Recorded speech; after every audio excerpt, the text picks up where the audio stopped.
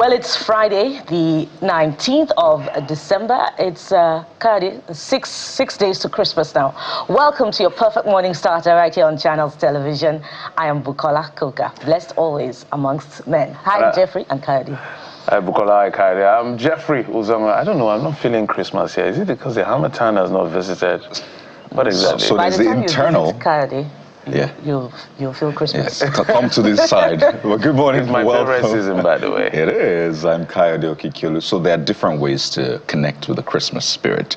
There's what you see on the outside, decorations, all of the Christmas music, which I'll be honest has been on a low key. I'm telling you, people don't play it in their cars. They don't play it on radio. It's been very low key. But there's also the internal feeling, so you can regulate internally and then push it on the inside. So even if you're not feeling it outside, if you don't see the decorations as much, except when you go to maybe corporate organizations or certain areas in your part of the world, choose to feel it from inside, okay? 6 days to Christmas. Come on. Have you bought your Christmas clothes? Have you bought your Christmas shoes?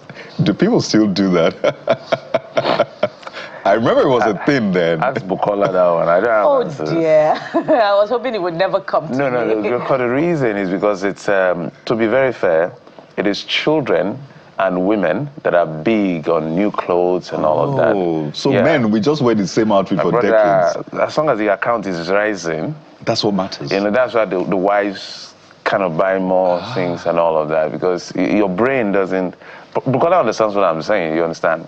Well, so, if I get your meaning, I'd like to. It's as clear as crystal. I'd like to defend my friends here, and that would be Mrs. Uzongo and Mrs. Okikiolu. Okay, straight bullet. I didn't see that coming. I'm very sure that they're very competent and taking care of the home front, ensuring that both of you look good on Christmas Day and on New Year's Day. Bukola, we're saying the same thing differently. And of course the children as well. I'm sure that they've taken care of the home front. So on that score, I have to concede to you, Jeffrey, that you're right. That's what I was looking for. Women are more conscious and conscientious about all the preparations that go into Christmas. So everything, including clothing, food, for the children, for the entire family, yes, indeed. Because my wife has been telling me since, I think, October or November about Christmas. So I'm like, oh, wow. And it's almost here. I'm like, okay. 6 days.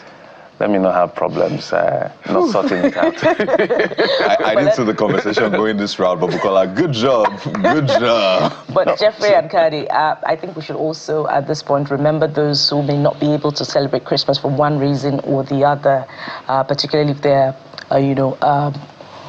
convalescence, they're healing, they're in the hospital, they're on their beds, they're unable to celebrate Christmas the way they ought to. We hope that the joy that we'll bring on the morning brief on Channels Television, on all our programming, will infect you one way or the other and give you reason to smile from wherever you are on Christmas Day, even if you're not able to go out and celebrate in those parties and amusement parks. We hope that you have a good Christmas all the same. So this is what it is. So get someone a meal, even if it's for one day. Yeah. An urgent 2K. Something, it may not even be somebody far away. It could be a family member who is not doing well, who is still struggling. The economy is biting. It could be anybody, a neighbor, or somebody very far away. Just support someone. Doesn't matter how little. You can't solve everybody's problem. Even Nigerian government has not solved our problems. So you too cannot solve everybody's problem. But within your capacity, as much as you're blessed, or with the little you have, just bless someone as well. That's what life is all about. We are created as individuals, but we're put in a universe. So maybe God has a reason for making us, interdependent on each other. So that's my own admonition this morning. Amazing. So let's make this season count. I mean, let's make sure that we spread all the joy. But speaking of government, guys, let's now talk about what government is doing or not or should be doing. Because it's a feedback loop, right? Government, people. We can tell you, for one, that the All Progressives Congress, bless you, Jeffrey, has announced the defection of the Plateau State Governor, Caleb Mutfwang, from the PDP. Usually you have the governors or those concerned announcing their defections, but in this case, it is the receiving party that announced the defection. It was announced by the national chairman of the party, Professor Nentawe Uwada, who's also from the state. In fact, they contested the governorship election together.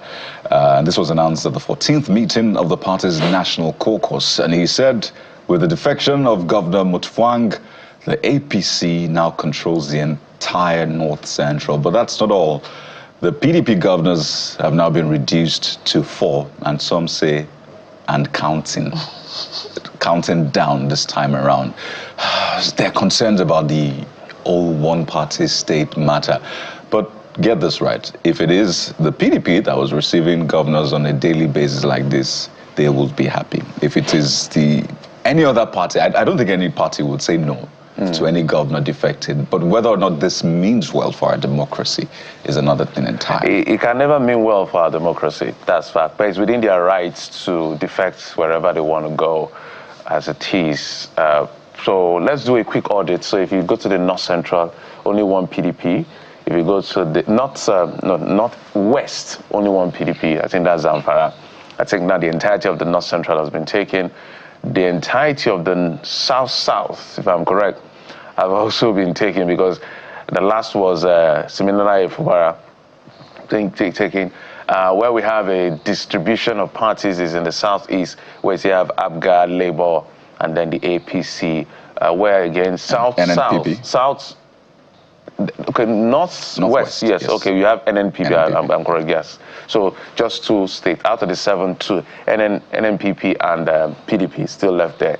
And then if you go to the South, come to the Southwest, I think the only one left is, there's only one PDP, that's Oyo State, and then one Accord, and then the rest APC. So they kind of get distributed as much as possible. But this thing is turn by turn, as I say. There was a time when PDP was all over the place, having all of these many governors. I think, then PDP had about 26 or 29. I can't remember the exact number. So APC, this is their turn to do this. At every point in time, it is never good for democracy. It speaks to a lack of political party. I always add the word political party, because I know some of these individuals have their own ideologies. Political party ideology is missing. That's where you can see them move back and forth. You don't see things like this in Ghana. When Nana Akufo-Addo was there and then the NDC was not in power, you will see NPP was in power.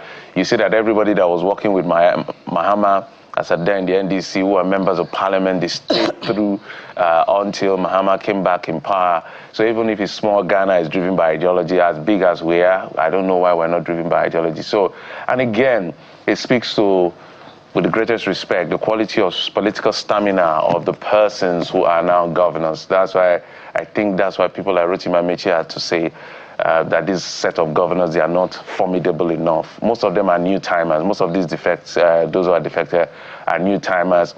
They allowed one man fight them and chase them out of their own political party. So it's about self-preservation. It's about subservience to power, but it's not good for democracy. We should have a democracy such that even if, like in America, there has been time when the Democratic Party won literally almost all the states. There has also been a time when the Republican won literally most of those states. But you don't see them jumping. It's not as if they don't jump ship, but it's not as it is right here. But they stay true, fights, push their ideologies, just like people are pushing now in America to get the Republicans out because they don't like Donald Trump, that's Democrats. Until tomorrow they are going to be in power. We should never have a time in our political history. We're not there yet. I hope we'll get there, where any party can sit pretty because they have the numbers. And is it the people, Kyle, they will always ask that question, is it the people that are moving with them, or is it just the politicians that are moving on their own? Bukola? Plateau for me is interesting, and for good reason, because the former governor, I'm sure I'm correct, is of the All Progressives Congress, Simon Lalong, and the current governor, Caleb Mutfwang, won his own election on the platform of the People's Democratic Party. Little wonder that in his own case, and I imagine in some other cases of recent defections, the party was divided and still is, if you recall our conversation with our guest yesterday, PDP politician and a former aspirant in his own right, Mr. Kefas. The PDP is divided in Plateau State over, Governor Mutfwang's inevitable defection. And perhaps it is because they consider that victory in 2023 a hard-fought victory against the ruling party. You know, at that time, it was, you know, even a hard-fought and won victory for the All Progressives Congress because of the disillusionment with the administration of the former president, Muhammadu Buhari. And so this defection may not be going down well with the leadership and, of course, stakeholders of the People's Democratic Party in the People's Democratic Party, yes, indeed, in Plateau State.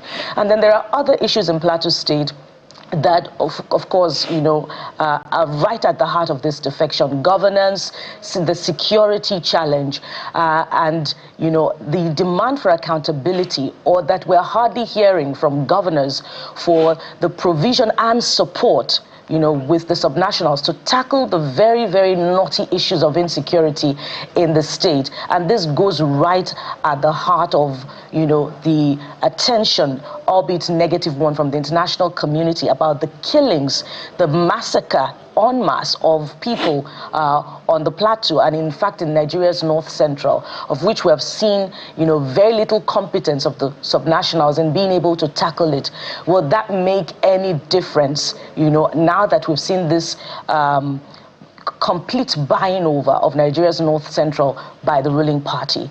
Well, that we'll have to wait and see how it plays out in the coming year or two, especially as we head to the general elections.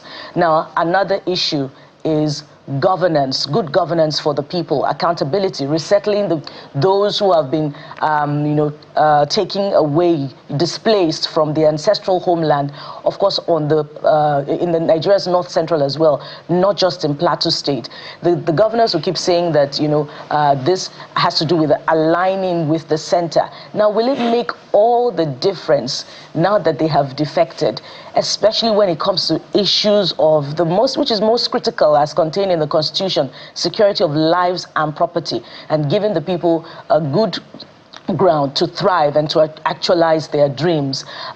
I'm afraid I'm not so optimistic as Jeffrey would always say that we'll be back on this table in 2027 talking about the same old issues. And so the people must be wise and read between the lines and know what exactly is the motivation of their elected as this wave of defections continue.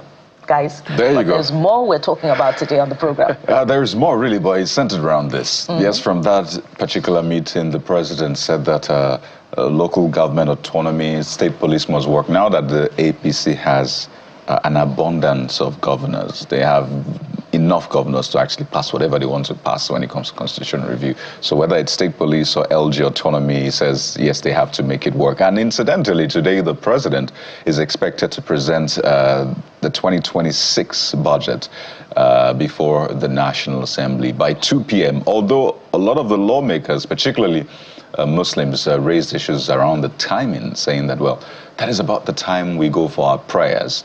For some, it starts 12, for some 1, but this caused some a bit of an issue, right? So we're not sure if 2 p.m. will still be 2 p.m. or the president will move it to perhaps 3 p.m. or whatever, but that is what we're expecting today from the National Assembly. But what more do we have for you on the program? Yes, we're talking the National Assembly. Yes, there's been a lot of events that played out over the week. The talk about the tax laws, what the president signed. But the big one as well is the Electoral Act Amendment Bill. So what are the amendments to expect? Electronic voting, what to use to vote, whether it's your name or PVC, all of those will be broken down to you by a lawmaker today on the show. And there were defections as well in the National Assembly at some point. So, yes, resolving all the land disputes as far as the FCT is concerned. We're going to be talking about this.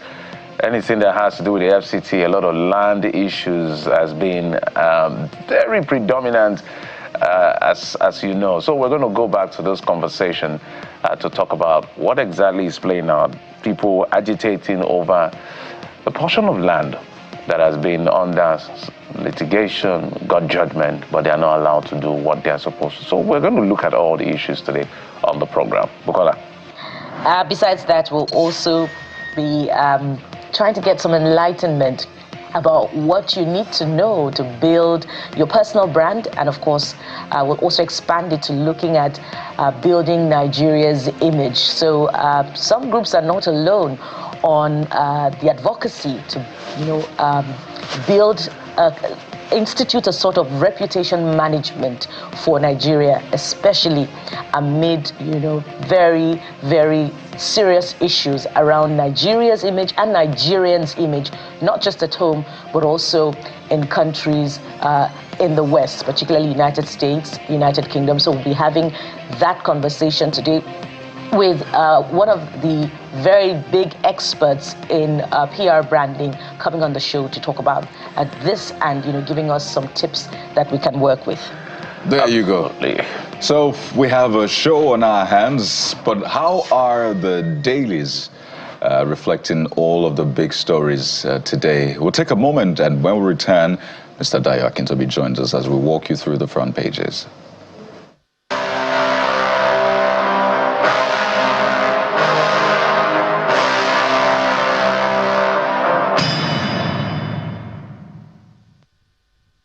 So let's get right into it. Mr. Dayo Akintobi joins us on the program today. Good morning, Mr. Akintobi. Are you counting down to Christmas as well? Well, here, because of the weather, where I am right now, because of the weather, Christmas is largely indoors. So you don't see any sign, you don't see much sign of it, except, of course, in the shops. As you know, Christmas is so commercialized now. So there's a lot of shopping going on. But that festive atmosphere that we see in Nigeria, with people on the streets and parties and carnivals and, lots of confetti and decorations. I can imagine what I just said Adeogun Street looks like at this time of the year. There's no such sign here because everybody's all huddled up and bundled up because it is freezing cold right now. Interesting. I think some people will give anything to have a kind of Christmas. Let me just day my day so I don't have to spend a lot. But let's take a look at New Telegraph this morning, Mr. Akintobi. And it leads with the Yuletide. You see, governors promise visible security presence nationwide. IGP orders redeployment of presidential escort officers nationwide. FG reopens 47 unity schools, reaffirms commitments to students' safety. Teachers threaten service withdrawal nationwide. And you see Northern Kanta Tinubu take decisive action on insecurity. There's so much security that even while we're discussing Yuletide, it's the security angle that is hogging the headlines.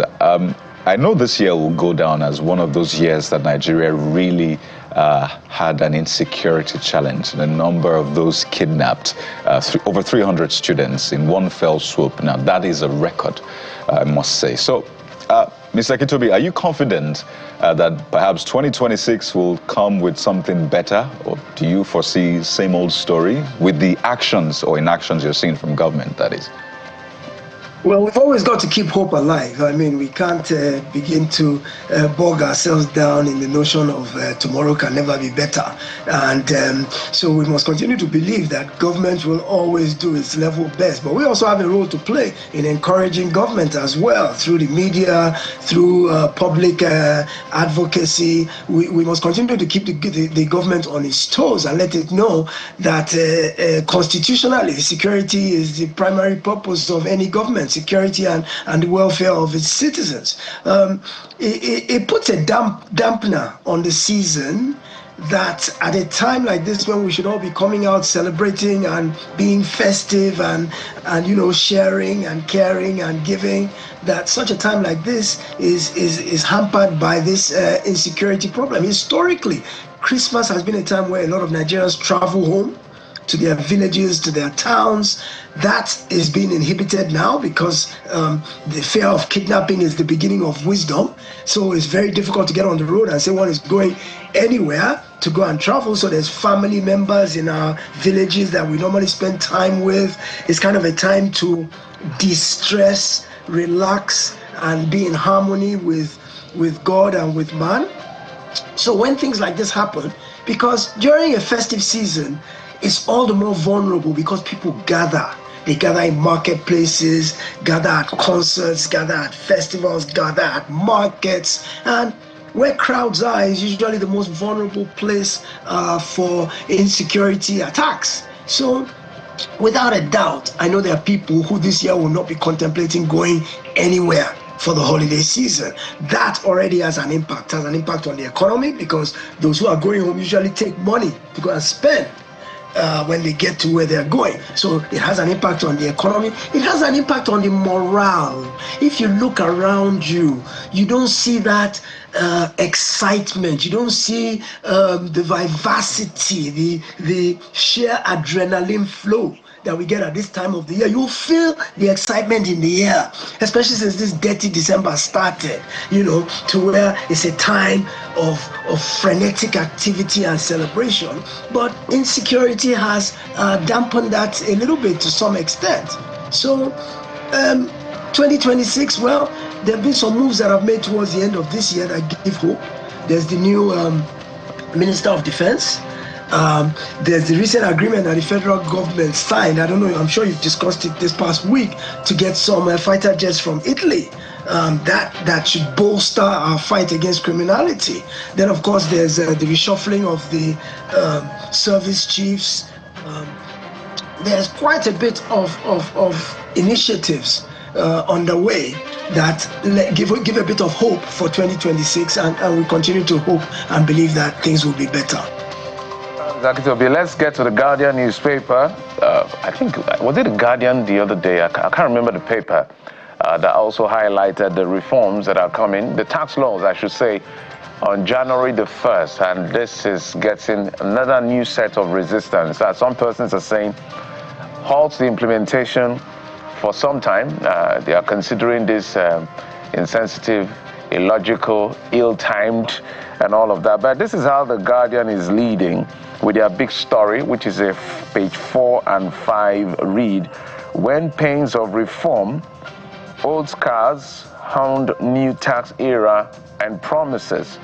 So government constantly, I know that I've interviewed Taiwo Yedele, several persons I've interviewed, they keep saying this is good for Nigeria, but Nigerians are saying this is bad for us. What do you make of it? A communication problem. If it's good for Nigeria, he should be able to better explain. I've seen him on TV all over the place, but the more he talks, the more he seems to befuddle people, because anywhere you look, the fear of January 2 is what is pervading the atmosphere. Everybody says, oh, costs are going to go up because there's VAT going to be added to many things. So that now from January 2, money can't pass through your account, your bank account willy-nilly, because government is going to be tracking every kobo that passes through your account, and they will just take the money. They won't even talk to you about it. Once they see money passing through your account and it's undeclared, they will take it, which Mr. Oyedele has been saying, no, we don't just take it. We give you an opportunity to come and defend where it came from and how you got it. Bottom line is this, there's a communication issue. If anything is good for us, it shouldn't be that hard for you to explain to us in a way we understand. Because the poor man has been explaining, he hasn't stopped trying to explain since he first put out this proposal. Even before it got signed into law, he's been doing the media rounds trying to explain. But so far, Nigeria is not convinced. Both corporate Nigeria, the business world, ordinary Nigerians, everybody sees this thing that is going to be burdensome. And this government already has the perception of being a tax and spend government, that everything they want to do is tax, every possible corner where they can find to tax, they will tax us. They already have that perception, and let me tell you, in this day and age, perception is reality. So even if it isn't true, even if that isn't the government's motive, the fact that the public perceives it to be, that's the end of the story. We're always going to believe that this government will find every opportunity to tax us, and whether it is conscionable or not. So the government has a big role to hold. Now here comes this revelation in the last couple of days that the law as gazetted is different from the law as passed by the National Assembly. Whoop-de-doo, problem. I mean, something that was already unpopular to begin with, when I'm hearing it's been tweaked, well, they use the word tweaked. Then I also heard doctored. I also heard altered without the National Assembly's knowledge. So that further makes the public even all the more disgruntled with this thing that, wait, a tax law that's so intrusive into our lives. Remember this signing of the MOU between the FIRS and France. France, of all countries, that every West African country in the sub-region is trying to divest all ties with France. Instead, we are now embracing France closer, signing an MOU that gives them access to our tax data.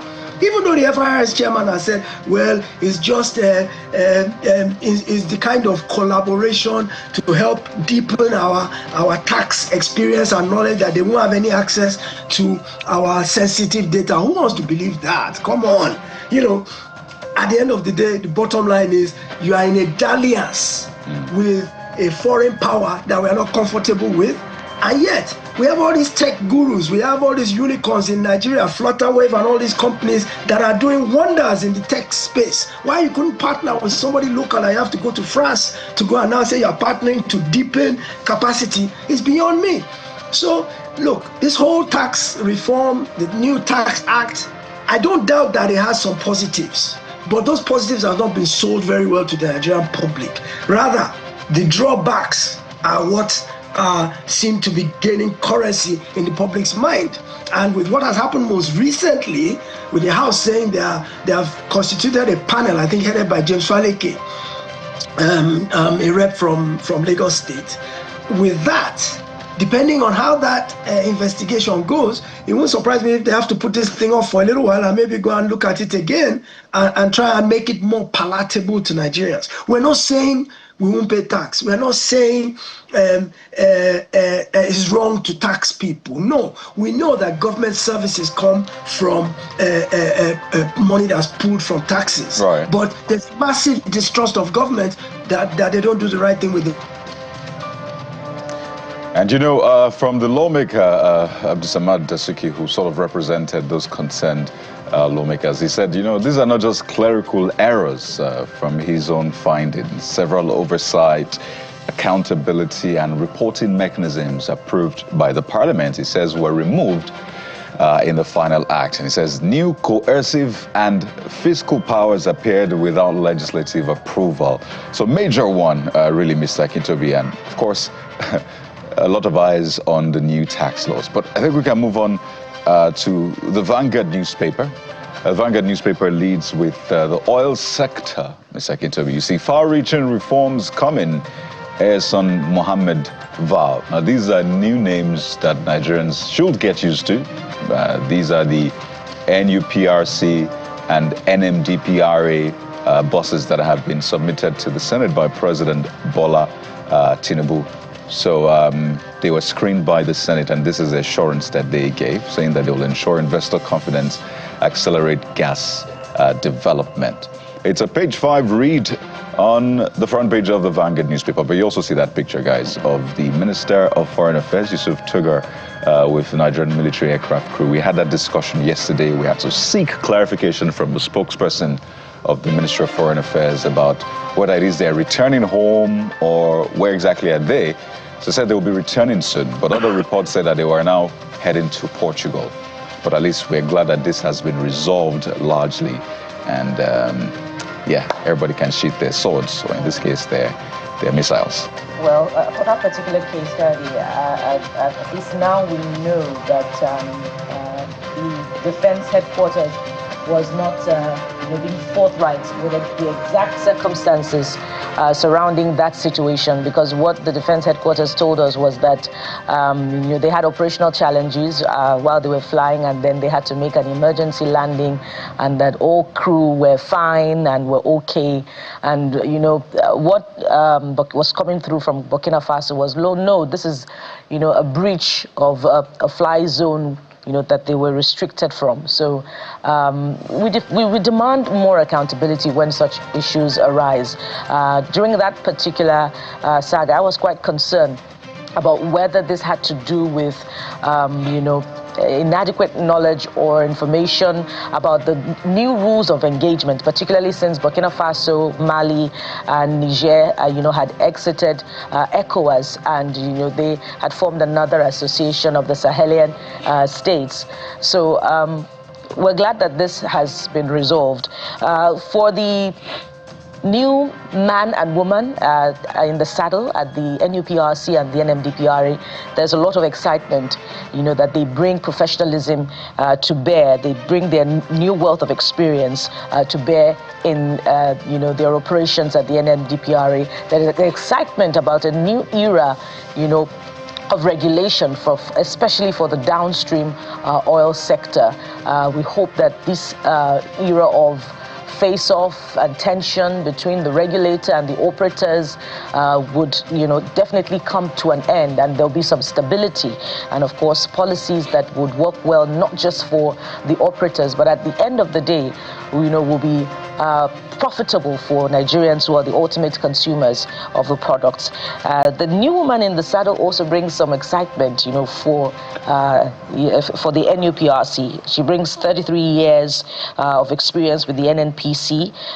She's a University of Benin economics graduate, and of course, practitioners in the industry are excited because she's well loved by those who operate in the industry and in the international community as well. Now let's head over to this Nigeria newspaper, which would be our last touch. Insecurity, 47 unity schools reopen after 30 days shut down. And that is some news to share. FG cites improved security amid lingering fears. Well, the children are on holidays now, I believe, as we approach Christmas. But when they resume, will parents be at ease to return their children to school? That is a very big question. Well, that's a prayer that we don't want to see these mass abductions again. But we couldn't get Mr. Akitobi to join me back, so we thank him. Mr. Akitobi is a public affairs analyst joining us from the UK. And we thank him for his insight as always. We'll take a break, and when we come back, we'll get to our very first conversation for the day. Join us again.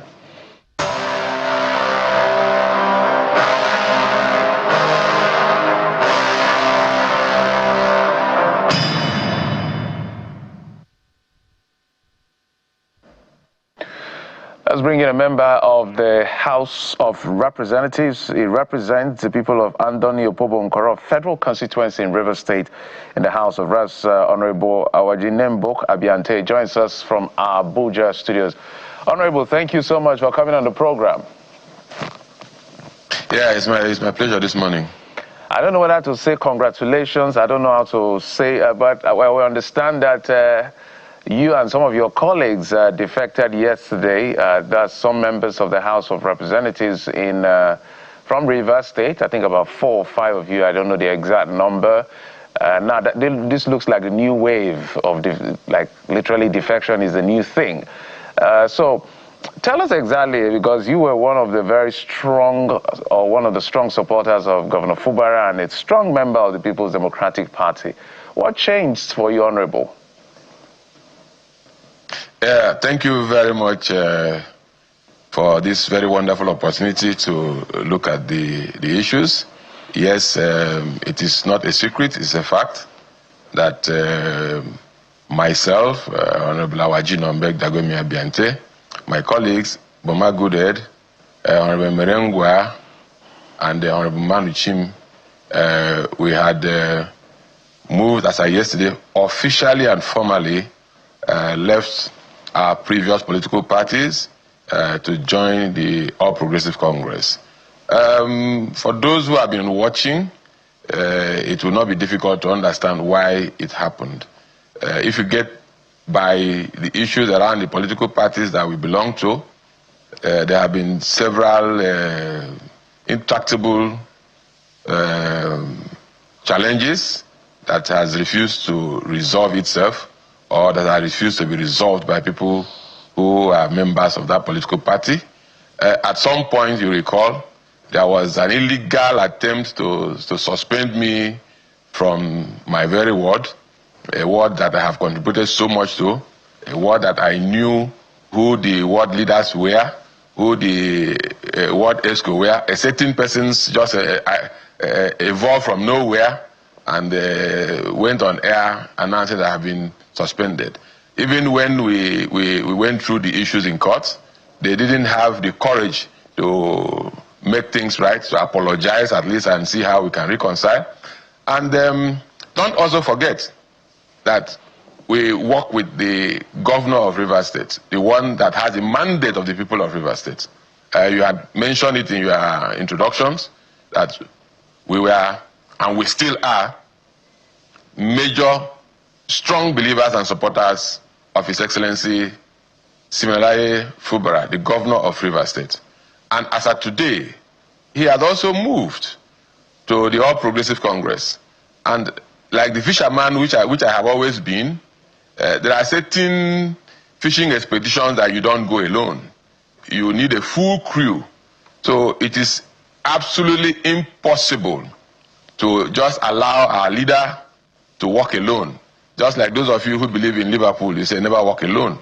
So we have come to give all the support, and it is not just because of us. Our people had met, agreed, and have mandated us to go give support to the man that they elected on behalf of Rivers people. That is exactly what we have done. And if you bring it back and down to my own locality, where I come from, my local government area, this is the only governor from 1999 that has commissioned a project, a major project in Andoni local government area. So I will be doing a great disservice to the people that elected me not to give him support. As we speak, he is also opening up the area, taking us through a road to the Atlantic beach. And there are several events that have been lined up. So it will be very, very huge disservice to my people and to myself to continue on the other side, not giving him support. So what we have done, what we did yesterday was to express the desires, the aspirations, and the convictions of the people of our various constituencies. We've seen Governor Fubara's defection to the All Progressives Congress, and prior to that, we saw 17 Rivers lawmakers themselves defect. There are reports that 4 have also now defected to the All Progressives Congress. Will this now bring an era of stability in Rivers State, in relations between the State Assembly and the governor himself? And, you know, this is very critical to governance itself in Rivers State. Well, it is our desire, it is our hope, it is our expectation that those who had attempted to rock the boat will see reasons and guarantee and also grant stability. Everybody has learned lessons from the events which took place. I was here in this studio and I also cautioned as well as advised my people that when 2 brothers fight to the point of death, that strangers would definitely take over their inheritance. They saw it happen. And I believe that they will be man enough. I believe they will be humble enough. I believe they will be very honest enough to understand that leadership positions such as this that we occupy is not for ourselves, it's for the benefit of the people that elected us. It's for the good of the entirety of Rivers State. And with this background, I want to trust that everybody would shape in and guarantee that all hands will be on deck to make a progressive Rivers State, a more developed Rivers State, an economically viable Rivers State.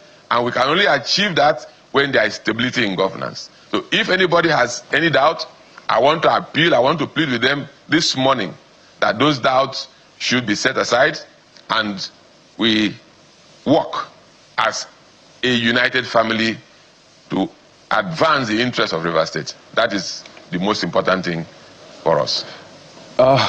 Honorable, I'd like to remind you of an interview you had at the first ECOWAS extraordinary session in Lagos.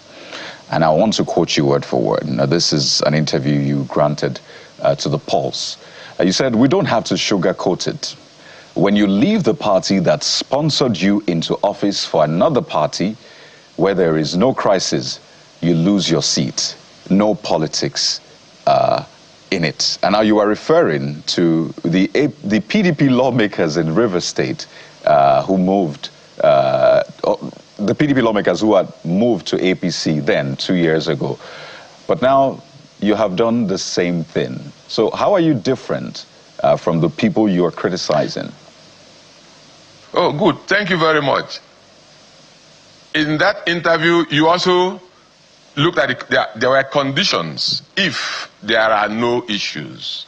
As we speak, I just told you that there was an attempt to suspend me from the party by a group of people that are not known to us at all.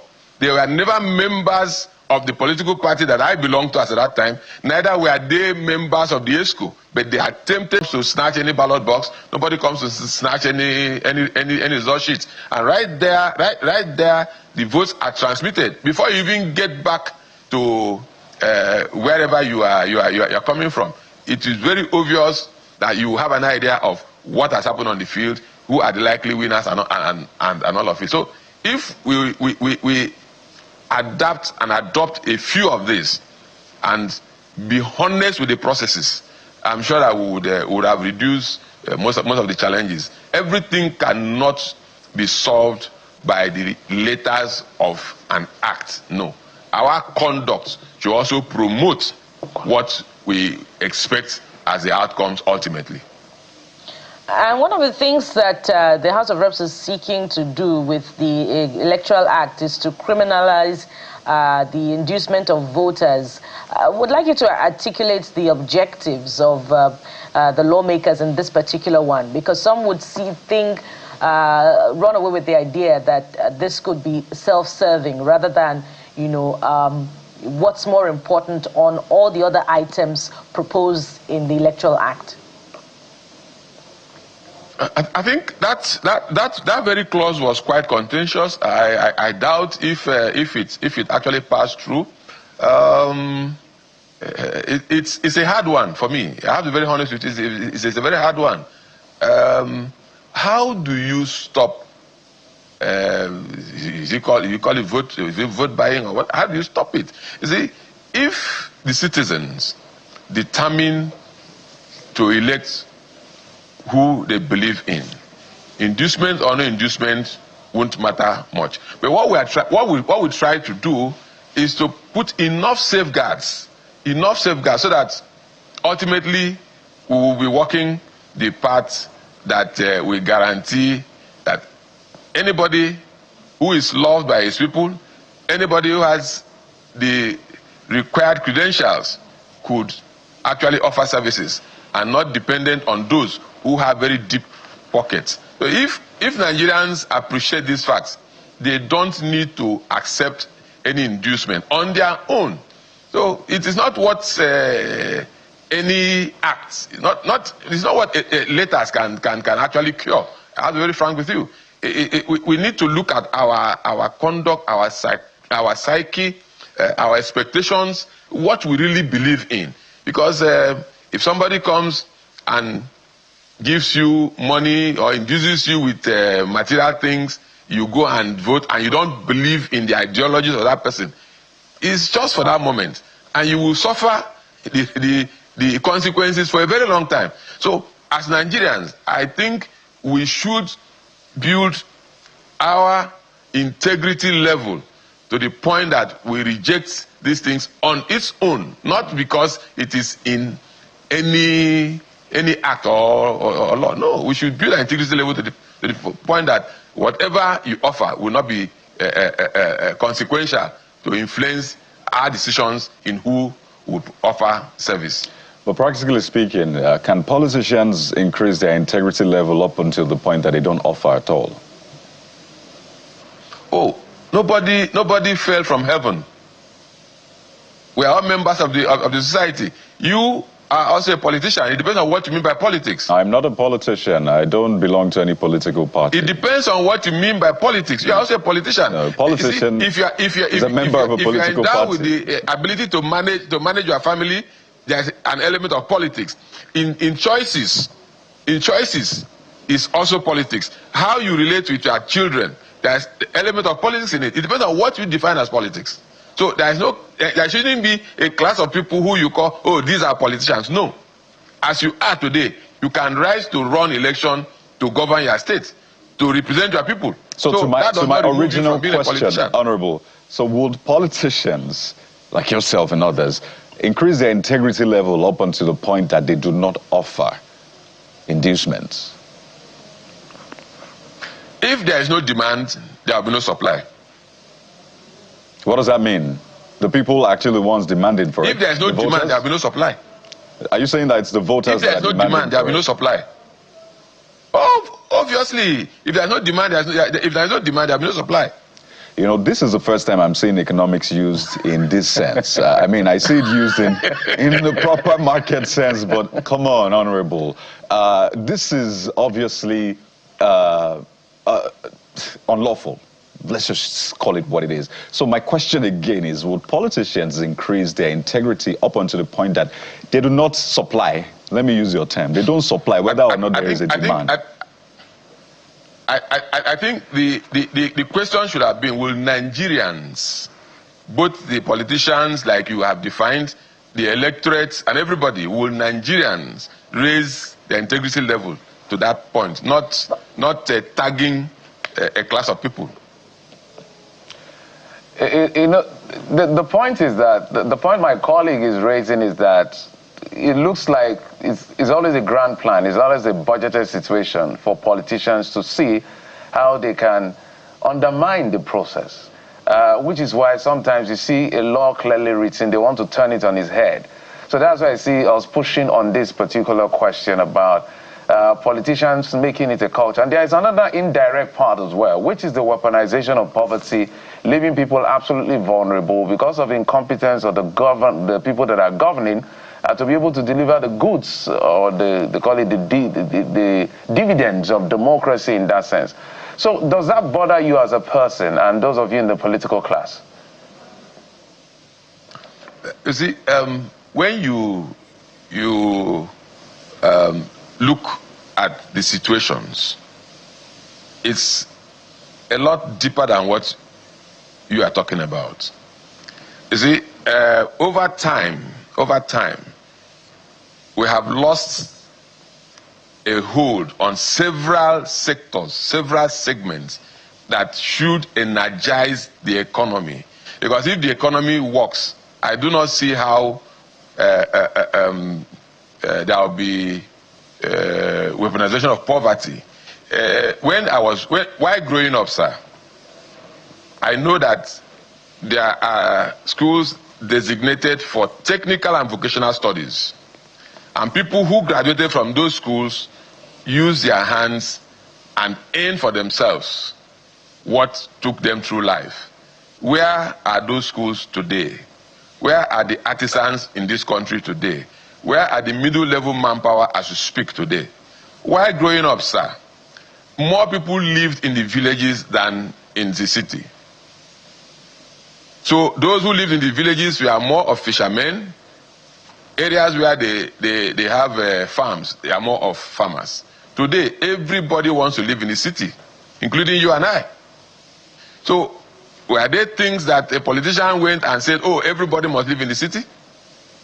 It didn't happen one day. So if we want to reduce the rate of poverty, we have to consider all of this. Guarantee that our educational system will be tweaked to the point that we can have our hands on. It is not just about university certificates. We guarantee that the farmers will be able to go to farm. We guarantee that the fishermen will also have a way to go and fish.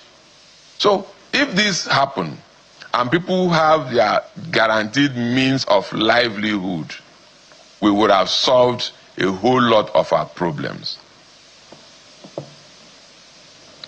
And so I wanted to follow up with that engagement over the inducement of, delegates, either at the primary level or, if you like, during election day in particular.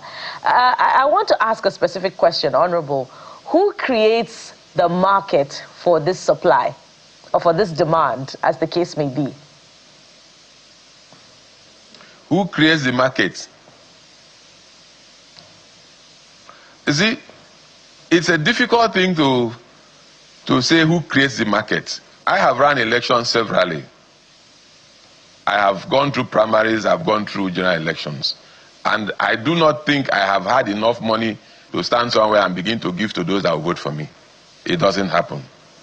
So I can't speak from experience who creates the market and who doesn't create the market. What I'm saying is, if Nigerians are honest enough, overall, it won't even be an issue. Because there are cases where people have rejected inducements. They've turned them down.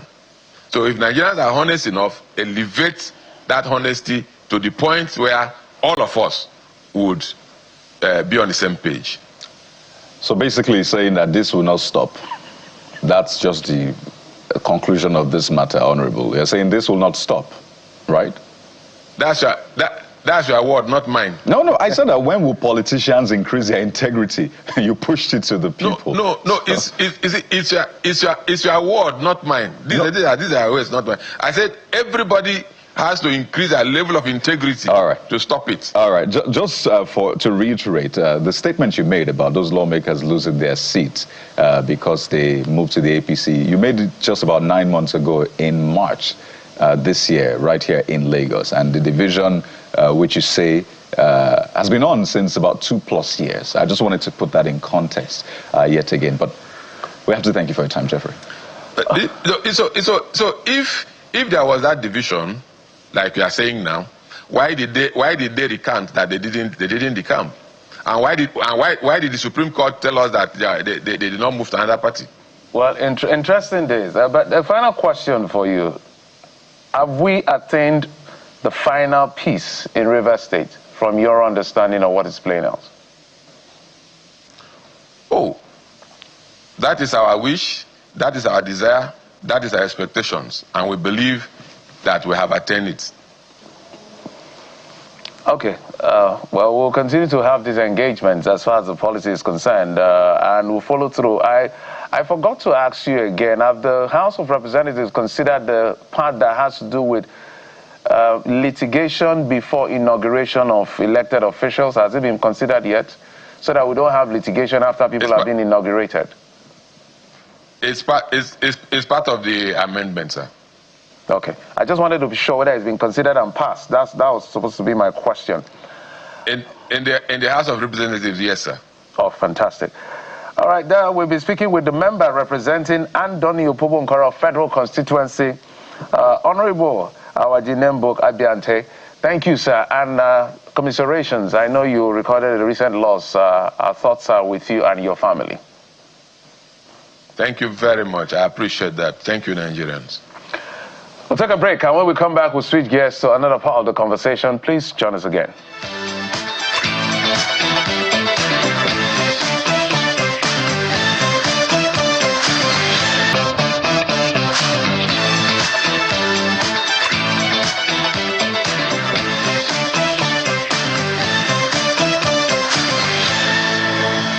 If there is one topic that is quite contentious in the world, really, it has to be land.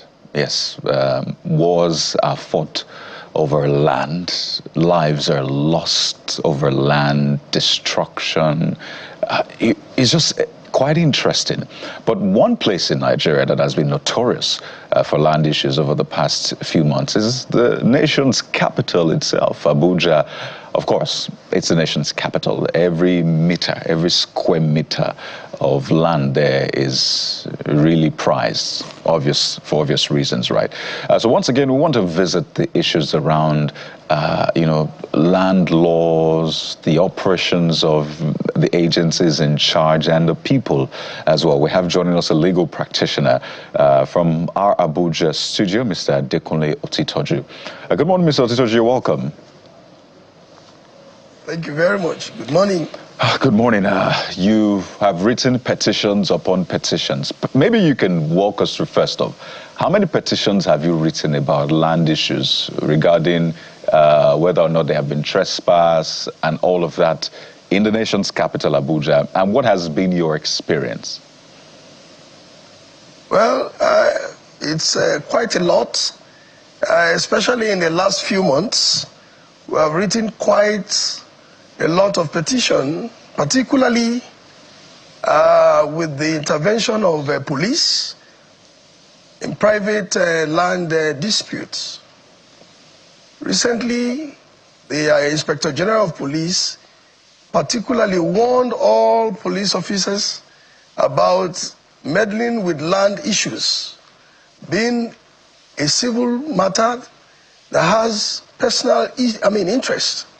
But unfortunately, in the last couple of months, we have witnessed a system that has never happened in history, where police consistently move to a particular land, arrest people, even though there's judgment of court, and order also restraining them from having access. But they have consistently gone to that land to harass people, arrest the people working there, arrest the security authority, the security outfit guiding the land, claiming that it is one Enugu state governor that is giving them the authority to do that. We have had, experience of about 8 formations of Nigerian police. And we have written consistently to the Inspector General of Police and the Commissioner of Police, all those who are in question. State CID, SWAT. Now it is Inspector General of Police monitoring, Fakorede, that is also going on plot 804, Uye, trying to meddle in civil matters. And these are things that are agitating the minds of Nigerians. The worst is when they now gather private individuals, people who of course they don't know the reason why they are holding arms, young vulnerable Nigerian. They put there about 30 thugs on the plot of land, supervised by police, to be on that land to cause chaos. And these are petitions we have written asking the Inspector General to intervene. But unfortunately, the Inspector General have not intervened up to now. In fact, as of yesterday, we had to call the officers in charge, one CSP Godwin from State CID, that if anything happens, if people die on that property, he will be held responsible. Because we saw the antecedents of these thugs holding machetes, axes, and all manner of weapons, intimidating people around there, forcing people on the land out of the place. So, in the face of a judgment of the court. Right, so I want you to walk us through... These are issues. Right, let's walk through the hierarchy in that sense. The documents, the approvals, whatever it is that you have. Yes. Where was it gotten? When was it gotten? Is the FCT authority aware of all of these? Because what you hear most times is that the people laying claim to the land also have some sort of approval in that sense. So walk us through the documentation process. Who has the original documentation, approval, and all of that? Exactly. Sometime in 1993, there was an application by Enugu State Development Property who acquired that land. And then, as of 2002, sold it through a power of attorney, donated it to Synonyms Ventures Nigeria Limited. Having donated it in 2002, Synonyms went further and registered this power of attorney with AGIS, Abuja Geographical Information System. And now, registered it, he proceeded further to apply for CFO. And CFO was granted by the then minister, El-Rufai, in sometime September 2005. And since that time, the company had taken over the property, fenced that property with a gate. Now, sometime in 2014, some group of people who claimed to be Enugu State personnel was scouting out for land, now stumbled and then went to court against synonyms. As at that time, when they got to court, they failed in court because court struck out their suit. Now, they went back, instead of them, for 9 years, there was no appeal in respect of this matter. And they went into ages and surreptitiously, have some, agreement with some unscrupulous officials in FCDA to now get an allocation on the property of Synonyms Ventures Nigeria Limited. So repetitiously, what they couldn't get by court, they went in and falsified the judgment. And in that, in getting that, they raised a memo that the minister should rely on the judgment of the court. And there's only one judgment. There's only one judgment. And the judgment is against the Enugu State. Yet, they decided to, falsify the decision and gave themselves allocation. An allocation that was given in 1993. Today, they are relying on an allocation of 2023. How can you revoke someone's property that he has gotten since 2005, a C of O, 2005 C of O, and you are now giving a new C of O of 2024? So when you say... And then the Enugu State officials kept disturbing the, quiet enjoyment of this property, even when they have gone to court and failed. So, Mr. Tutoji, when you say they falsified court judgments, they did this, who are you referring to? The solicitors to the Enugu State government claiming the land, or who specifically are you, or the FCT authority? Who are you referring to? I'm referring to the Adamu who raised the memo.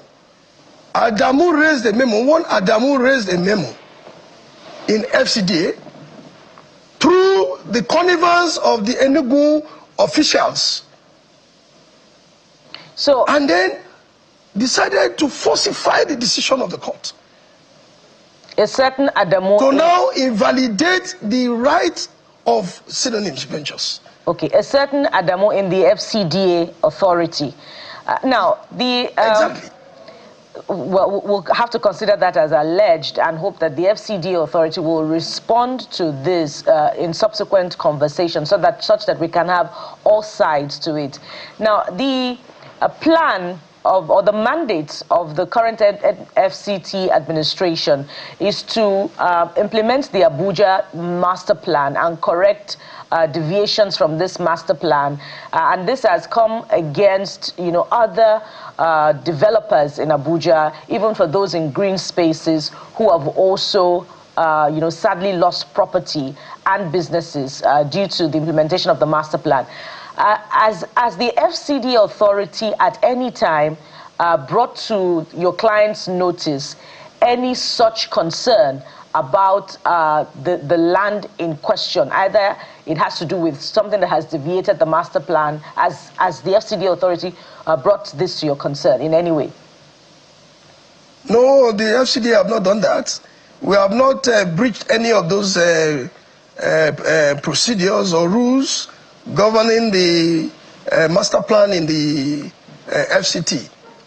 The land is quite in the place where it's supposed to be, and the developmental projects are being carried on in line with the procedures of FCT. So there's no concern about breaching the protocol of the FCT. So let's talk about the next line of action, because we've seen documents, we've seen the court order insisting on obeying the court judgment. As my colleague Bukola said, we will need to hear from all sides to be able to have that balanced conversation, but you are the one we have here. So if there is a judgment already and it's not being obeyed, quote and unquote, and then you proceeded to court, and then it looks like it's not going any further. Are you filing for contempt, or what exactly are you going to do next? Yes, we have written to the Inspector General of Police that based on the judgment we have, and then the order that was, gotten some few weeks ago, for him to respect the decision of the court as delivered since 2016, that if they fail to do that, we will not have any other option but to proceed on contempt of court. So who is your against any police officer, including the Inspector General of Police. So who is the biggest encumbrance in this whole disagreement? Well, we are on site, particularly now we're on site, and the Enugu State and Woodland company claiming to be in partnership with Enugu State, Woodland, claiming to be in partnership with Enugu State, are the ones who are coming to arrest our securities that are taking charge of the properties. In fact, they come with different police from different police formation. From FCDA, Force CID, to State CID, again to SWAT, and then to Inspector General Monitoring. So, in fact, as at yesterday... Yes, Mr. Atitoji, just a moment. We're winding down now. So what exactly... You have a judgment and an order of court, yes, and you will likely proceed to file for contempt if it's not respected. But I believe they can't just be coming with police. And what are they presenting as their own counter-argument? Do they have a document? Do they have a court order? They are presenting a document of 2024 as against a document of 2005. You cannot revoke somebody's property and then give it to another person. The law is that you can only revoke for overriding public interest. What is the public interest that IFCDA will be revoking synonymous ventures for? To give Enugu State government. Well, so that is our problem. Then the Enugu State government have already been sacked from the land based on the judgment of the court. Now, what they need to do is either to appeal and then allow Synonym Ventures to enjoy his property, instead of involving police, SWAT, and Fakorede calling for investigation. Well, Mr. Otitoju, are you investigating the judgment of the court? Mr. Otitoju, you have raised major allegations. Investigate the judgment of the court? Indeed, you have raised major allegations, and these are issues that have dogged land administration, not just in the nation's capital, but in the country as well. And I really hope that we can take all of these experiences and build a system that works. This is not the kind of issues we should be having or discussing. There are bigger fish to fry, but we have to speak to these things. We're glad we're able to have you. We'll also get the FCT authority and those in question to also speak to this as well if they have a response. We've been speaking with Mr. Adekunle Otitoju, legal practitioner from our Abuja studio. Thank you for your time. Thank you very much. We'll take a moment now, and when we return, there is a brand called Nigeria. There is an image that brand carries around. How do we build that image? How do we rebrand Nigeria, by extension, Nigerians? That's in a moment. Please stay with us.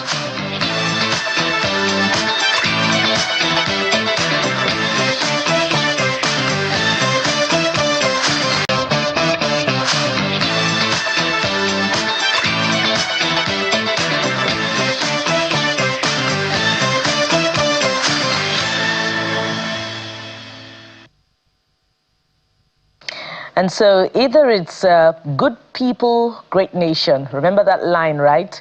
Or it's buy Nigeria, consume Nigeria.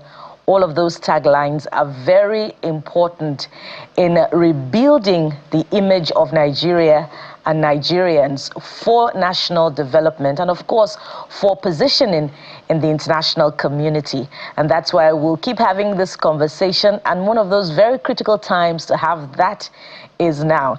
And joining us is a leading advertiser and, of course, founder of Noah's Ark, one of the leading advertising agencies in Nigeria. Mr. Lanre Adisa joins us on the program today, and he's right here in our Lagos studio. Good morning, sir. Good morning. And welcome to the Morning Brief on Channel Thank TV. you. Thanks for inviting me.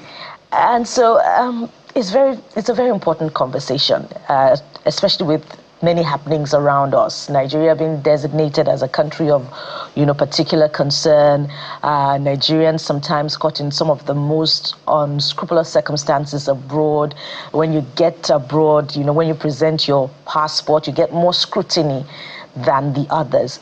For you, what is the biggest challenge in rebranding Nigeria and Nigerians amid all of these concerns?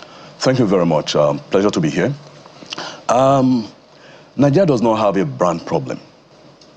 We actually have a very strong brand, but what we have is a brand management problem.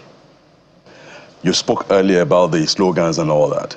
You can't advertise yourself out of a problem.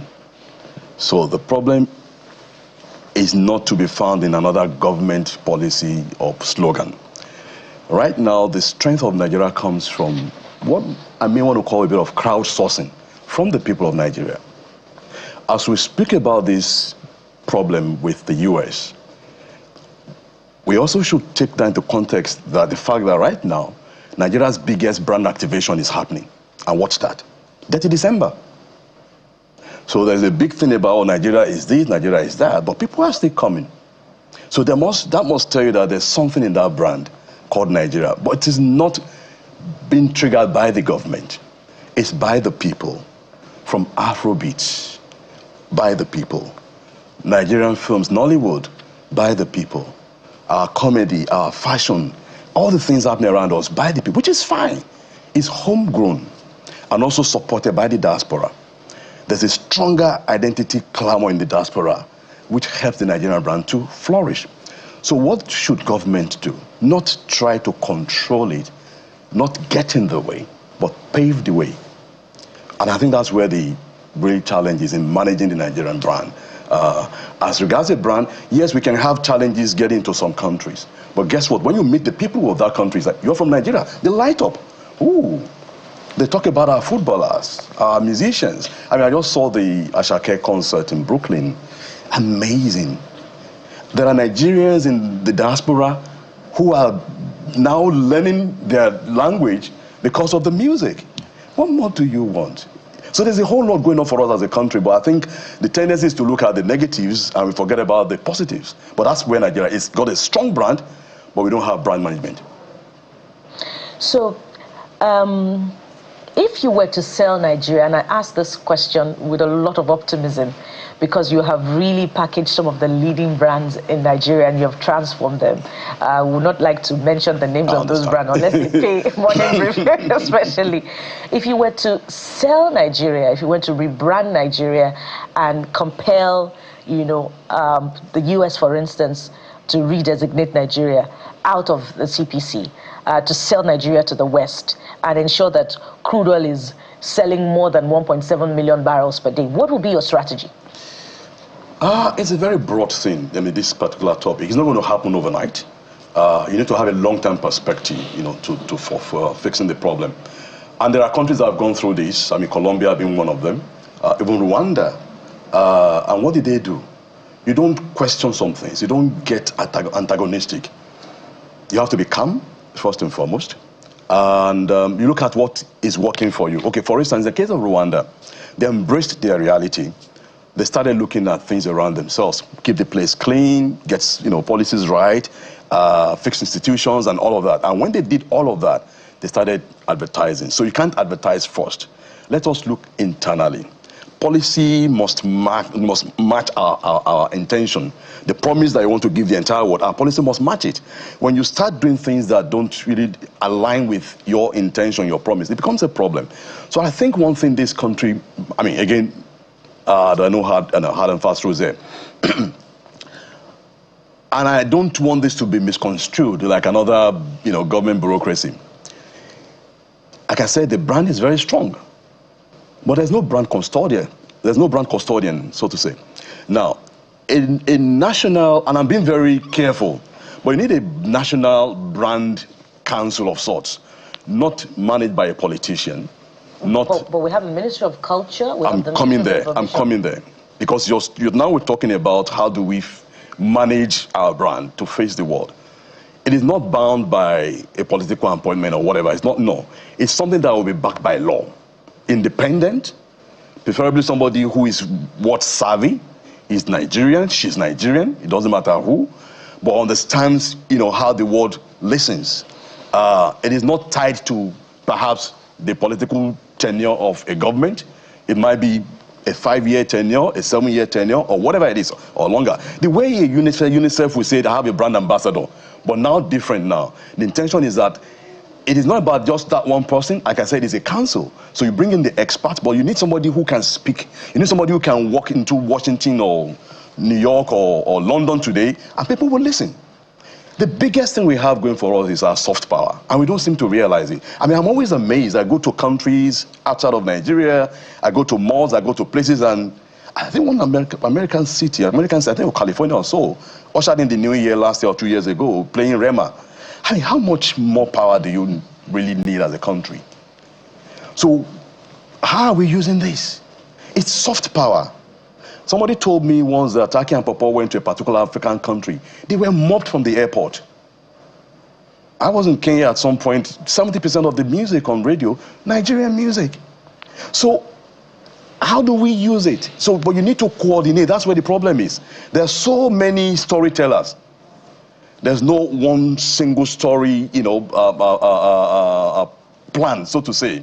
And that's where that kind of council works. Like I said, it's not political. Yes, there's a ministry. Now, look at it this way. There are so many ministries doing different things. Somebody needs to help them align. How do we align policy with promise? And this person has to be non-political, in my opinion. And of course, the experts will come in, the AAN of this world, the NIPR of this world. They have to work together. Otherwise, what we're going to have now, one sectoral body is doing something, another, because everybody's looking at what's in it for them. If you really mean business, as we speak, imagine if you had, let me give an example. I think of late, even with the US scenario that you're talking about, when South Africa and Donald Trump had this, problem. The South African president was in the White House, and you had this very, uncomfortable scenario going on. But eventually, there was a South African delegation that came to America, and he had golfers and other people there in the room with him. The man warmed up to them because they were speaking his language. So that's what we're not getting right. How are we using our own people to do the right thing for us? They can knock on doors and get listened to, because the biggest power you have is your culture. So let's talk about, because I know that there is the Nigerian Reputation Management Group. I'm aware of it. So when you were talking about a centralized, maybe clearinghouse, if you will, to be able to manage perception in that sense, maybe you speak to how this is going to help in terms of what you're talking about, or whether this is going to help at all. That's I think he said it by our chairman. I'm aware of that, actually. So in addition to that, I want you to speak, because you've talked about something using Rwanda as an example that I like, fixing within and before you start selling. One of the biggest problems we have is the inability to attain nationhood as a people. And that has gotten to a point where the trust quotient is extremely low. How do we manage that trust quotient issue? Because I feel that if we can manage that effectively, that could be a good start. What do you think? Absolutely right. So first, I'm aware of that group, and there's nothing wrong with that. But it's not necessarily what is going to fix it long term. Why do you say that? So I just said something earlier. They will have to work together with this particular body I'm talking about. You said it just now. Is there somebody we can rely on right now? We can go to any capital of any country in the world, and they can achieve some things that will take a long time for politicians or even technocrats to do. Look at it this way. The image of a country, the brand equity of a country, should be treated like the way you treat your currency, the way you have your central bank. You don't toy with it. You don't play politics with it. You know what I'm saying? I mean, when you had this cash scenario some 1 or 2 years ago, remember? It was a big national mess. This reputation management company, body, can work with something that is backed by law, like I just said now. It's not saying they don't have a role. Sector driven. Yeah, that's what I'm saying. So you need something that is backed by law that says, look, the image of Nigeria is so important, is as important as our currency, like I just said. So whoever is going to be on this council will come from those people as well, from other sectors, but somebody must be. In fact, you may have a group of ambassadors, like your UNICEF ambassadors, but you need somebody who is the arrowhead of it. Now, who that person is, you can sit down and work out. Without it, again, Nigeria is a very complex country. People start reading meaning to, oh, is it from this person, A neutral person with a lot of, brand equity on his own or our own. Now, it works very well. We have to fix what is internal before we can go out there. Now, in all of this, where is the role of government? Excuse me. The president is the chief marketing officer of the country. This is our country. This is a brand.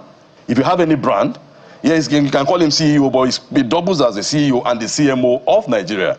So whatever we do, a lot depends also on what we transmit as a country, as an administration. So when things happen in Nigeria, and people, even Nigerians like us, start wondering, why is this happening? How did we get here? Those are the issues that affect our brand equity. What we transmit out there. It's a very complex country, but again, you know what? There's nothing that is complex that cannot be simplified, unless you're not ready to do that. So we have to think first about what's in it for us. How did we get to Nigeria having the second largest film industry after Bollywood? It's the people. So even those people have to be empowered. You have to give them reasons to do more for Nigeria. The pride we feel. I mean, I don't know about you. When we missed out on this World Cup thing, I mean, you don't know how patriotic you are until some things happen to you. I'm still in pains, by the way. I woke up the following morning and I could not explain why. I just felt very sad. From inside. The same thing happened to me at some point. There was this Olympics, I don't know which country, and Nigeria did not win any medal. And it was the closing ceremony. People were waving flags. And I felt so, humiliated. This is our country. It's a big, beautiful country, but I think we just need to coordinate ourselves. Let's forget about this about being complex. India is more complex than we are. I believe more people, more, sects and all sorts of things, but they still manage to get some things together. I think that's where it starts from. I think when we think about Nigeria and think long term, that whether I'm the governor today or the president today, you're going to leave at some point. What are you going to leave behind? Yeah. What are you going to build on? Because that's what the brand will survive us. But we have to think seriously about coordinating, those things. This is a very important conversation, and I'm glad we're having it. By the way, keep hope alive for the World Cup. You never know. Never know. We're trying to find the back door. We might just find a way of wobbling and fumbling our way out there. But, so you've talked a lot about the brand Nigeria being very strong, and I think a lot of people would agree with you. It's strong for different reasons. In fact, Obama just released his playlist for this year. Burna Boy was there. Olamide was there. Fela was there. Was Fela in this one? I don't think I saw Fela in, so maybe last year's own. But you had a lot of Nigerian representation on the playlist, and I just was like, way to go. It speaks to the soft power you refer to. But how can Nigerians then believe in the brand Nigeria? You said something interesting, that you can't advertise your way out of a problem or something of sorts. But you need Nigerians to believe in the brand Nigeria. So it's a lot of people are disconnected from that brand Nigeria for different reasons.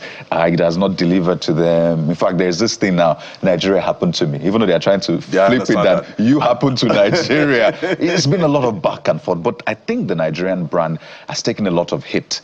And the biggest or the largest group of people that don't believe in it are sometimes even the Nigerians themselves. Absolutely. So how can we get Nigerians to believe in Nigeria? There's a guy called Scott Bedry, and he wrote a book some years back called A Brand New World. And what he says is this. You see, a brand is not about what it says. It's about what it does. It's about brand behavior.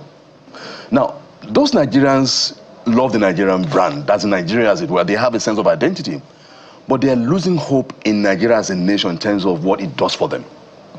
So again, we go back to policy, we go back to government. What do we transmit? What are we... there's There's so many things happening around us. Case in point, this recent ambassadorial list and all that, and people are like, if you really think about our reputation, if you really worry about us as a people, I mean, some optics will matter to you. I'm not here to disparage anybody, but if anybody has had some not so good, perception in the public, you don't want to, at a time like this when people are saying Nigeria is this, you've talked about the American thing, you want to push your best, 11. So that is where Nigerians have a problem.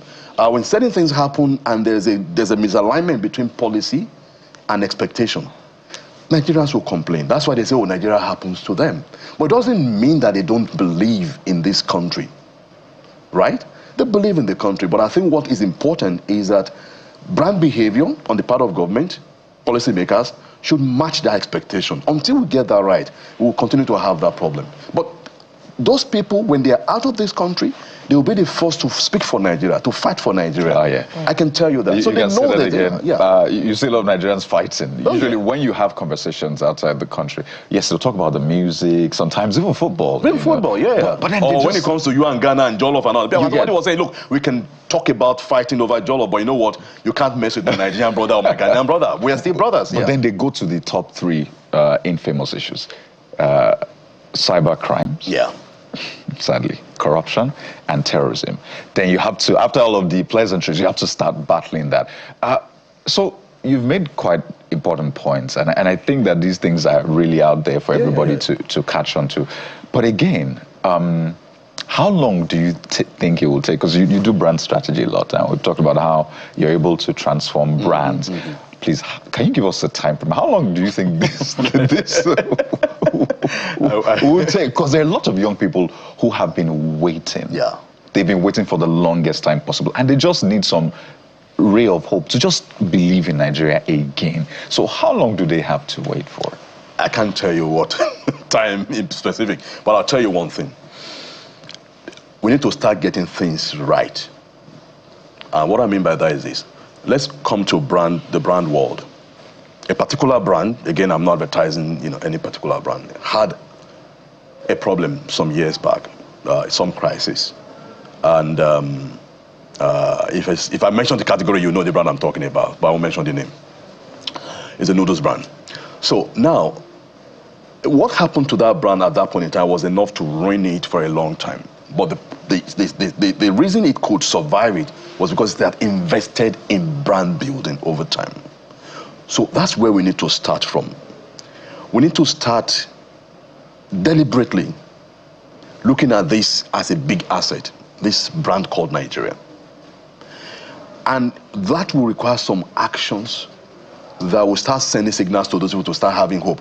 We're not there yet, but these guys are getting some things right. You know what I'm saying? If we start doing those things, take for instance, in their own world, back to soft power. What roles are you assigning to some of those people who are leading? In fact, it was so bad that I think 1 or 2 of them were given national awards and they didn't even show up or something like that. We need to start making them believe that there's something here. And it's in behavior. I can't help but keep saying that. Behavior is something we can perceive. There's a way that a particular policymaker or government can do just one action or two. People start, okay, something is going on here. We need to watch it. That is not happening enough. That's where the problem is. So this feels like a brand 101 class. You've talked about brand management. You've talked about brand custodian. You've talked about brand behavior. Yeah. Brand behavior stands out. Where there is brand behavior, we have what Kadi has enumerated: terrorism, corruption, fraud. Yeah. So you've also talked about what seems to be an outlet, as a solution. You've mentioned football. Yep. You've mentioned the Olympics. You've mentioned culture. You mentioned Nollywood. I mean, you referred to how Burna Boy's song was played, at a major global event. So the question is, what is the worth? Perhaps if we're looking at the potential worth of a brand, that can sell in the international community, such that government can begin to think about the brand worth of this brand called Nigeria. That's on the one hand. Now, on the other hand, does this brand worth, culture, football, Nollywood, does it trump the brand burden? terrorism, fraud, does it trump that? Okay, good point. You know, the reason why I spoke about the need to be deliberate in building the strength of the brand is this. All these problems we've talked about, they're not peculiar to Nigeria. As a matter of fact, you know, there are scam farms around the world, Asia in particular, where they just keep people in places and, you know, get them to send scam letters and stuff to different kinds of people. It's organized, it's big, it's bigger than what we do in Nigeria. But nobody is going to blame them for it. They think about the Nigerian. Because if you don't do something about your own image, if you're not deliberate about the things that you do, then they will hang other people's problems on you. That's what we're dealing with, basically. There's corruption in Nigeria. There's more corruption in other parts of the world, even in the Western world. There's more corruption going on right now in some supposedly advanced country. There are things being done in those countries that we can't even try in Nigeria today. But those things don't sully their image. So it's because we are weak right now. We have a strong brand, but we are weak in managing that brand. Pardon me, just to reiterate the point, you know, when COVID came, it was being called the Wuhan virus. And China fought and said, nope. No. Mind you, Ebola, which other virus is still named after African areas till today. But China said, no. You have to be deliberate about it. You have to fight it. That's what we don't seem to have. So is it about the who controls the narrative better than the other person? Because you have to control your own narrative. Because what you're talking about is that we have achieved one thing, brand awareness. Yes. So I think it's clear as crystal. But we're not managing the brand. So it is the brand custodian that will manage the brand narrative. That's what I'm talking about. So we have a brand. I mean, we have a brand that people would die for, truth be told. But what are we doing about it? Because it was like gifted to us by the youth, Niger culture. That is, I mean, look, your touch points, for instance, the brand touch points, will be the airport and all those things. You come to the airport, you have a big problem. But people still come, meaning that they still see something in you. There are stories out there about, oh, don't go to Nigeria, but they will still come to Nigeria. I have an experience. One South African producer came to shoot a commercial with us and all that. She was on a crew. And the next day she wrote a mail to her mom saying, Mom, is not what you think. Because the image out there is different from what they see when they come. Nigeria is a very friendly country. I mean, how many times have you heard about any foreigner being shot or being killed in Nigeria? It doesn't happen. Most expatriates that come to Nigeria, they don't leave. When their contract expires somewhere, they find something else to do or start a business. So, but we are not aware of that. We're not tapping into that. There's something we're getting right, but we're not doing it right in terms of being aware of it and managing it. And that's where government can really help us. So is this also this brand custodian that can get Nigeria and Nigerians to exit this disconnect? You know, I see memes or what do they call it? Memes. Social media, you know, where babies, you know, they're told that they're about to enter Nigeria and they say, no, we're not. So all of those things, is it the brand custodian that would, you know, deal with that, and how? Now, let's get it right. I'm not looking for a hero. It's not one person. I talked about a council, people who know, just that we need a face or faces as the case may be. Now, when things happen like that, what you do is you don't try and force it, but you do more positive stuff that will drown the negatives. The negatives are going to be there.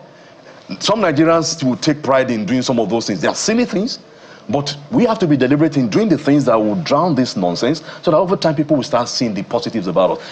Look, we're not even talking about that. The Nigerian food. Wonderful. I mean, you go out. From what you've explained, sorry for cutting it, it feels like the Nigerian government is our biggest problem. I agree with you. Because every other, no, it is because I've listened to what we've been talking about, our culture, this, that.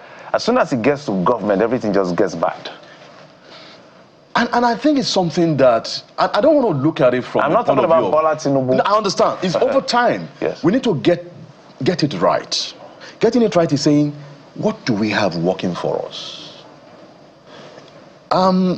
If you can look at your strength, how do you build around that strength? And from that strength, something else will happen. Take, for instance, in the case of Vietnam, what Vietnam did was to say, look, we will look at manufacturing. And they were very deliberate over time.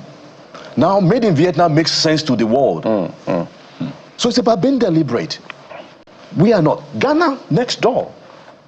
You know, Day of Return or something that they called it. When the people came from the diaspora to mark 400 years of the first shipment of slaves to the Americas. And they were because there was a yearning for identity in America and other parts of the world. What they did was to just latch onto that and create the environment for it to happen. Or you can become a Ghanaian citizen. You can And it worked for them. So it is about being deliberate. What are we doing with the assets that we have?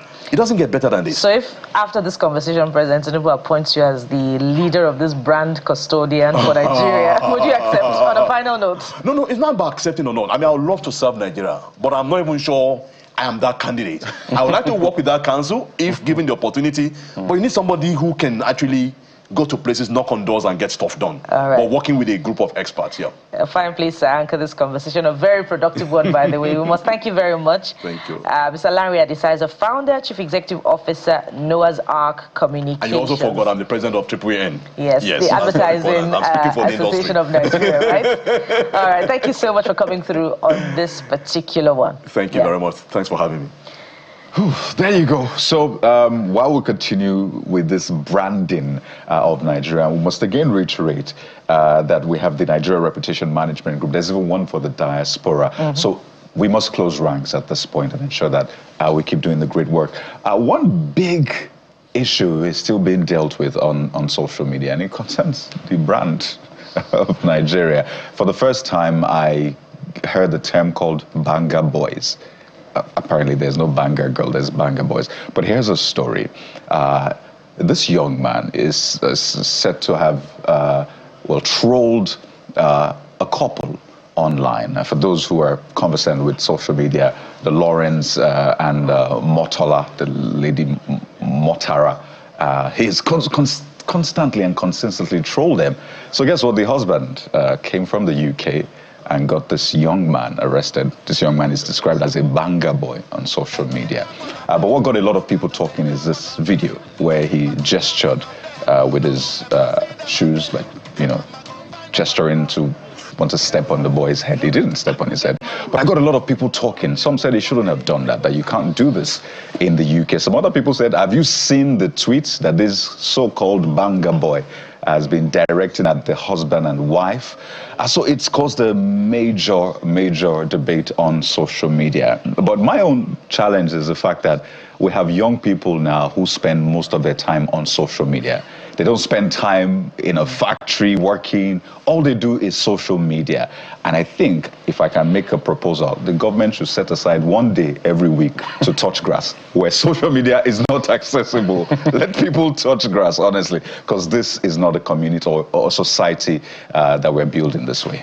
And this comes right as we close the 16 days of activism. Every form of harassment, trolling, digital, offline, or online is totally condemnable. And harassment is also not the solution to another harassment that we're trying to solve. So that's been our edition for today. Thank you so much for watching. It appears a yellow day, not just on this side of the divide, but also on Sunrise Daily.